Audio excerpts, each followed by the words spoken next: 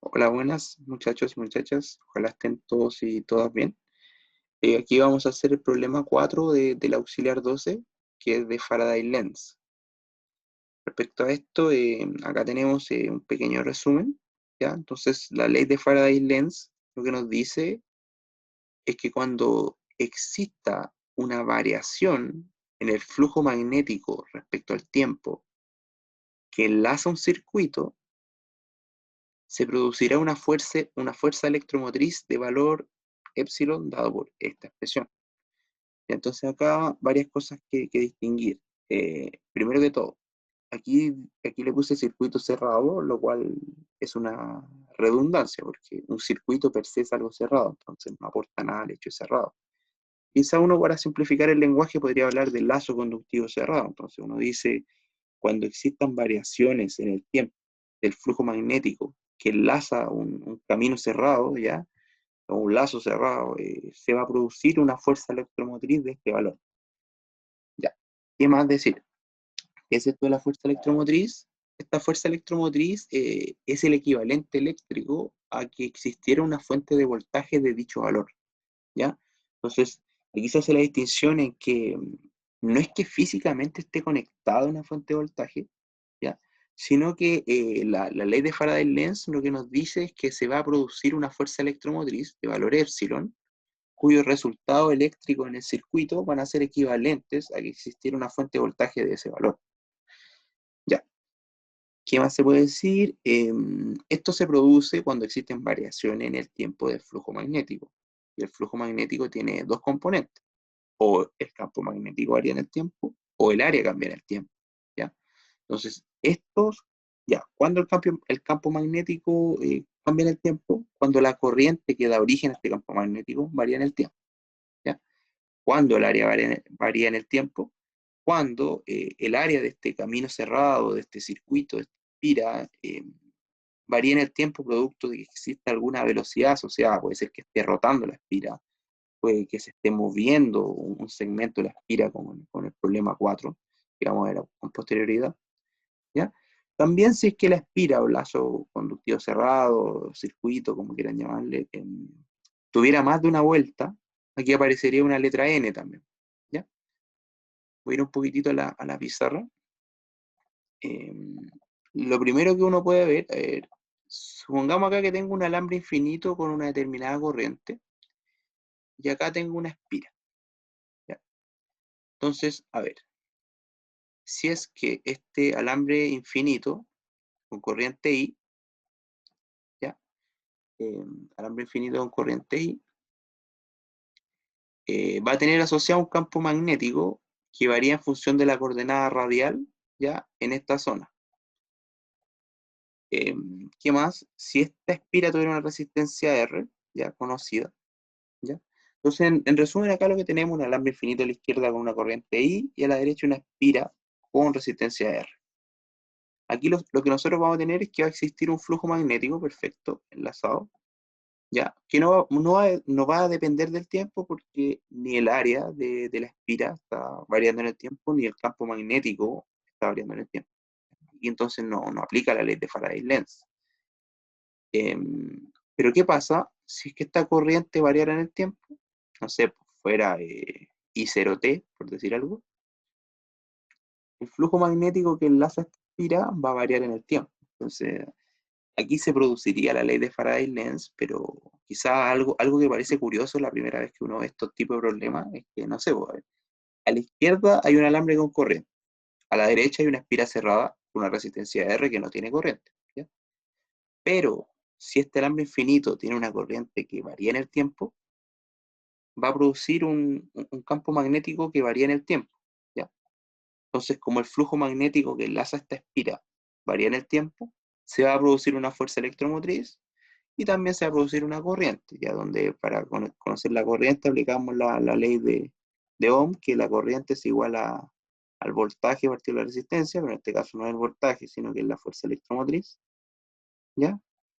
Entonces, ahí está lo curioso, o sea, como que no hay nada aquí, entre comillas, no hay nada conectado aquí en la espira, pero tiene una corriente producto de la ley de Faraday-Lenz. También ahora en el otro problema, en el problema 4 del auxiliar, vamos a ver cómo varía el área también, porque como les dije, o varía el campo magnético respecto al tiempo, o varía el área. Que hay muchas variantes, uno podría pensar que la espira esté rotando, o sea, que en vez de que el campo magnético esté variando en el tiempo, que la espira esté rotando, o que un segmento de la espira esté rotando, podría ser que digamos, en esta zona puede ser también, que en vez de estar aquí un segmento recto, hubiera un segmento curvo, ¿ya? Que estuviera rotando con una determinada velocidad angular. Entonces, el área de la espira estaría cambiando en el tiempo, ¿ya? Entonces, hay muchas variaciones de estos problemas, ¿ya? Entonces, aquí vamos al problema 4, ya que como le decíamos, tenemos un segmento acá, una barra, ya que parte en una determinada posición con una determinada velocidad inicial, esta es una velocidad inicial, ¿ya? Hay un campo magnético conocido, algún imán estará generando ese campo magnético, ¿ya? Entonces nos están preguntando aquí, encuentre la distancia antes de que la barra se detenga. Entonces, primero que nada, ¿por qué la barra tendría que detenerse? Porque al existir este movimiento de la barra hacia la derecha, va a existir un cambio en el flujo magnético que enlace este camino conductivo que está aquí. Dicen que todo esto es conductor, ¿ya? Entonces aquí va a haber un camino conductivo cerrado aquí. Entonces, producto de que la barra se está moviendo hacia la derecha, va a existir una variación del flujo magnético producto de la variación en el área, ¿ya? Respecto al, ya. Entonces, vamos a la solución del problema. Entonces, asumimos que en x igual 0 está aquí la barra con una determinada velocidad inicial, v0, le puse. Ya, y acá tenemos la barra. Entonces, el camino cerrado vendría siendo ese. Entonces, tenemos que el flujo magnético ya va a estar dado por un flujo magnético que enlace el segmento curvo que está aquí, más el flujo magnético que enlace el segmento rectangular que está acá. Donde aquí no hice me salté el paso de las integrales dobles, porque como ustedes pueden ver, los diferenciales de área y de campo magnético son perpendiculares, ¿ya? Entonces, el módulo, el tamaño de la variación del flujo magnético, va a estar dado por V, X punto, diciendo la derivada de eso, y el largo de acá, ¿ya? Entonces acá tenemos que el tamaño de esta fuerza electromotriz va a estar dado por esta expresión, ¿ya? Entonces la corriente acto seguido va a estar dado por la ley de Ohm, que es el valor de la fuerza electromotriz partido de la resistencia, ¿ya? Entonces, en resumidas cuentas, aquí calculamos primero el flujo magnético, una parte constante aquí del segmento curvo, y una parte que depende de la posición en que esté la espira para el segmento, para la parte de acá rectangular. Primero trabajo con los módulos, ¿por qué? Porque, como mencionábamos con anterioridad, esta fuerza electromotriz, esta FEM, va a tener una polaridad tal que se oponga a las variaciones del flujo magnético, ¿ya? Entonces, yo lo dije un poco con anterioridad, o sea, si esta barra se está moviendo hacia la derecha, este hecho de oponerse a las variaciones del flujo magnético quiere decir que esta fuerza electromotriz va a generar una corriente, y esa corriente posteriormente es una fuerza que se oponga a este movimiento, es decir, se va a generar una fuerza hacia la izquierda, va a tender a frenar esta barra para que se detenga, ¿ya? Entonces, con ese dato de que la fuerza en la barra sea para la izquierda, para que frene esta barra y se oponga a las variaciones del flujo magnético, tenemos que se puede encontrar la polaridad, o sea, por regla de la mano derecha. A ver, si uno, digamos, digamos que la corriente fuera en sentido horario, por regla de la mano derecha, si uno apunta los dedos de la mano ya en la dirección, en el sentido horario aquí, y después la punta de los dedos hacia la orientación del campo magnético, daría que si la corriente fuera en sentido horario, la fuerza sería para la derecha, lo cual sería que en vez de oponerse a las variaciones del flujo magnético, sería estar a favor, favorecer las variaciones del flujo magnético, lo cual sería incorrecto. Entonces, eh, la corriente tendrá que ser en sentido antihorario, o sea, si uno hace acá la regla en la mano derecha, ya con la corriente antihorario, va a ver que la fuerza va a tender a frenar esta a la barra, ¿ya? Ya. Entonces acá tenemos que es sentido antihorario, ¿ya? Entonces acá ya teniendo eso, uno prosigue, digamos, con lo que se conoce con anterioridad al curso, la fuerza que va a sentir este segmento de alambre está dada por esta expresión, donde uno modela la dirección de la corriente, que como dijimos en sentido antihorario, pero aquí va a ser hacia arriba, en la barrita. El campo magnético apunta en esta orientación en Z, ya, está entrando hacia el plano de la pantalla. Hacemos las respectivas integrales desde 0 hasta el largo de la barra y llegamos a la expresión de la fuerza. Entonces, esta es la fuerza que siente la barra, que la tiende a frenar, que obviamente depende de la velocidad de la barra, la cual obviamente también va a depender del tiempo. Ya, pues, entonces ahí se acabó un poco lo que es electromagnetismo y acá se vuelve un poco a lo que es mecánica.